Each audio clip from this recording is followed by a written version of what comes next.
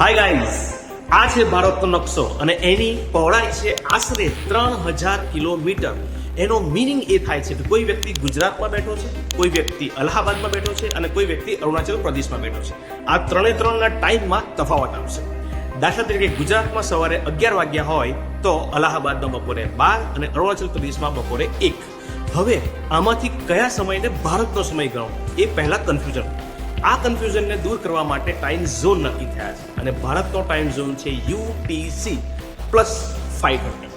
આના હિસાબે જ્યારે બપોરે 12 વાગે છે અલ્હાબાદમાં, ત્યારે ગુજરાતે પોતાનું ઘડિયાળ 1 કલાક અને અરુણાચલ પ્રદેશે પોતાનું ઘડિયાળ 1 કલાક પાછળ કરવું પડશે. એટલે ભારતનો સમગ્ર ટાઈમ સેટ થઈ જાય છે. આ રીતે ભારતનો ટાઈમ ફિક્સ કરવામાં આવ્યો છે.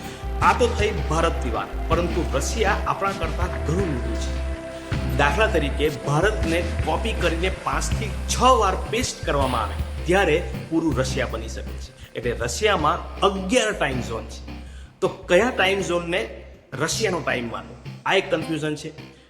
એનો નંબર છે UTC +3, જે મોસ્કોમાંથી પસાર થાય છે. હવે એક પ્રશ્ન થાય છે કે મોસ્કો જ શા માટે? કારણ કે રશિયાની મોટા ભાગની વસ્તી એ મોસ્કો અને એની આજુબાજુ રહે છે. બાકીના પ્રદેશો એ સાઇબિરિયામાં લાગે છે અને સાઇબિરિયા એ સૂકો પ્રદેશ.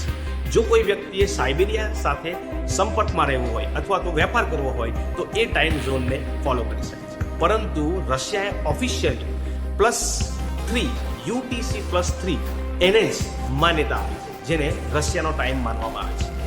આ માહિતી જો આપને ગમી હોય તો આપના મિત્રોને જરૂરથી શેર કરજો.